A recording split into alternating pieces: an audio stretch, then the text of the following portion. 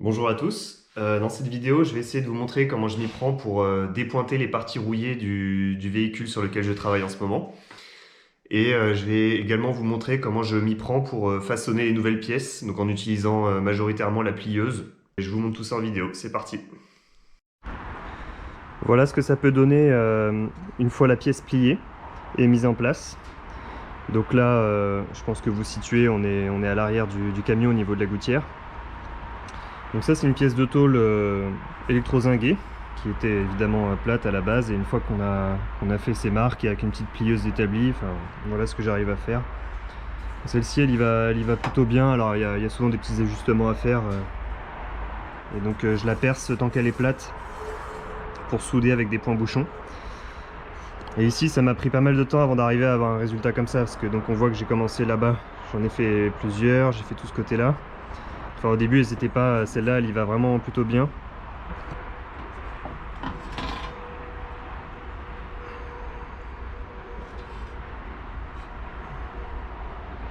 Donc là je reviens tout juste de la métallerie. Et donc cet atelier me laisse utiliser leur cisaille guillotine pour couper des pièces, des feuilles de tôle en fait. Et donc l'avantage, si je prends un morceau, voilà, c'est qu'il est vraiment d'équerre, ça va super vite, c'est une gigantesque machine. Donc ils sont super sympas, ils m'ont montré comment la machine marchait, puis voilà, ça me permet de couper des morceaux bien d'équerre, beaucoup plus facilement qu'avec la meuleuse ou même la cisaille électrique. J'ai une cisaille électrique qui normalement est bien, et j'arrive pas à couper droit avec. Quand je coupe comme ça, ouais, j'arrive pas à découper bien droit. Je sais qu'il y a un guide qui se vend, mais bon, j'y crois pas trop. En tout cas, la guillotine, je trouve que c'est vraiment le plus efficace. Donc pour prendre les mesures, je prends un réglet tout simplement. Donc je vais mesurer les différentes sections. Donc ici, cette partie-là, donc je sais qu'elle fait 20.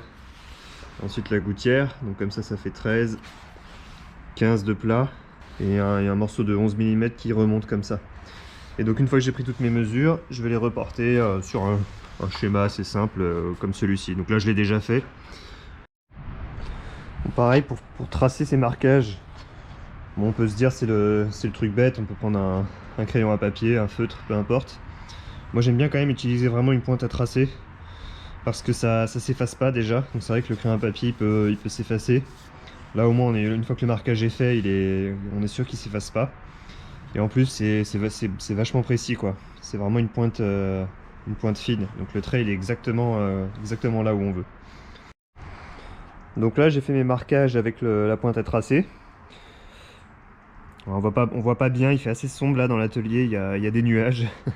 Et là, tant que la pièce n'est pas pliée, donc tant qu'elle est plate, je vais en profiter pour percer et pouvoir faire mes points bouchons, mes points de soudure par la suite. Donc je vais percer, je sais que c'est le long de cet espace ici.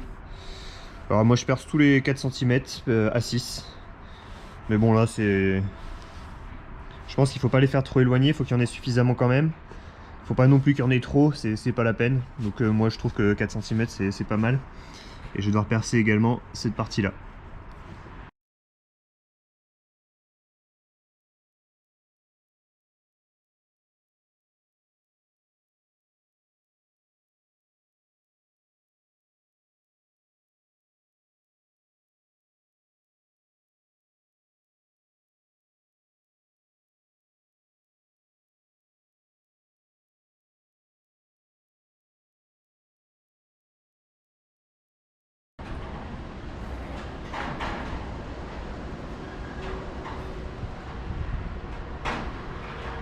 Donc là on est au niveau de la plieuse.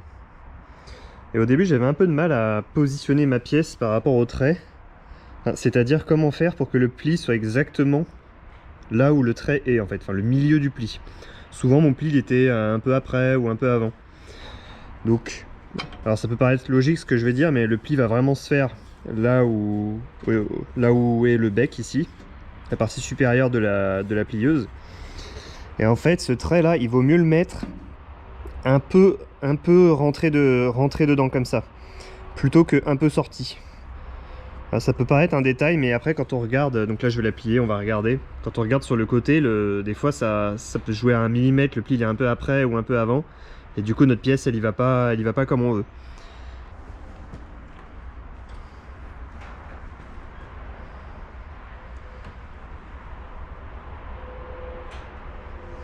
Alors autre chose aussi, donc là je viens de faire le pli. Oh, désolé, la lumière c'est pas terrible.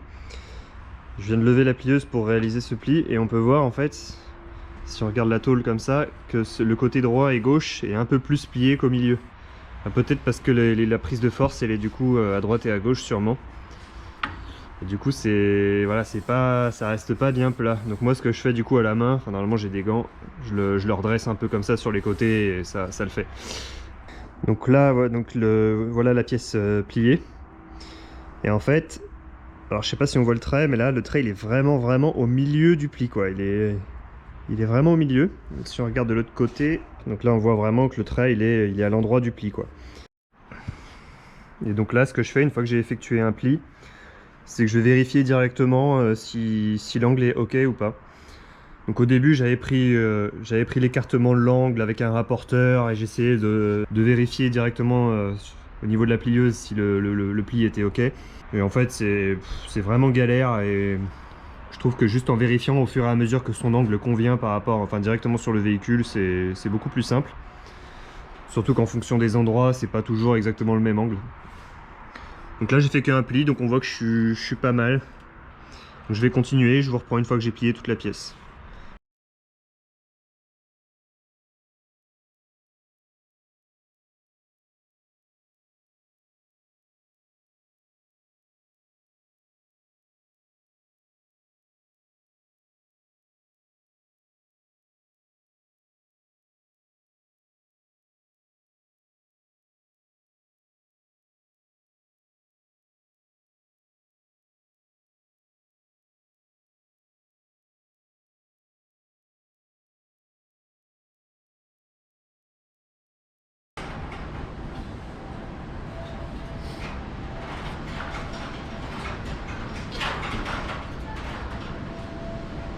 Voilà le résultat une fois la pièce pliée et en place. Donc ici, bon, faut ajuster, mais ça suit vraiment bien.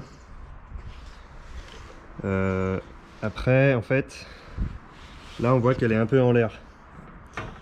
C'est-à-dire que je vais devoir d'abord souder ce côté-là, et après, je vais devoir la mettre en contrainte comme ça, et la souder après. Donc là, je sais pas pourquoi elle est un peu plus en l'air ici que là-bas. Alors est-ce que c'est parce que le camion n'est pas parfaitement plat? C'est complètement possible. Ou est-ce que c'est parce que ma tôle, au niveau des pliages, pareil, elle a pris un peu de jeu dans ce sens-là. Donc ça je sais pas. Donc après ça va, y a pas un jeu énorme.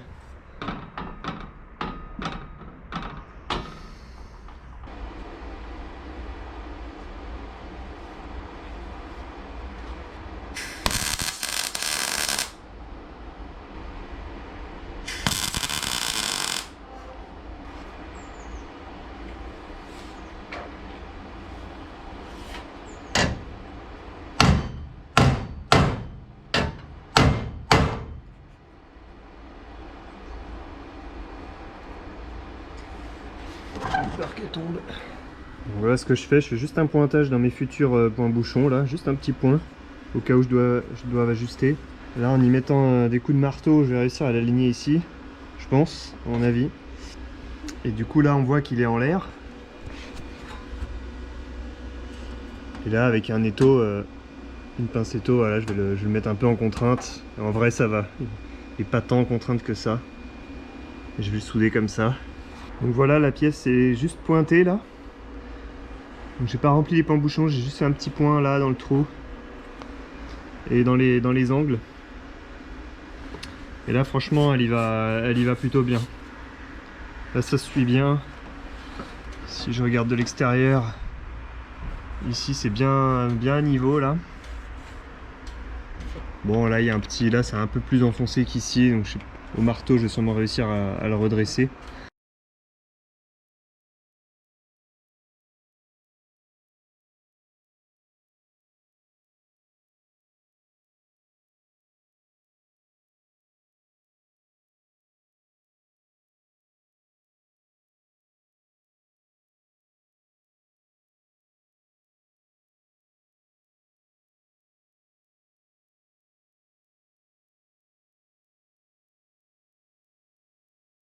Le résultat de cette même pièce, une fois soudée.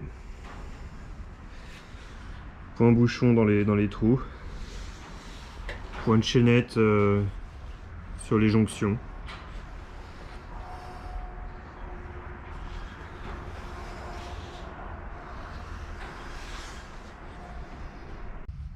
C'est tout pour cette vidéo, je vais m'arrêter là.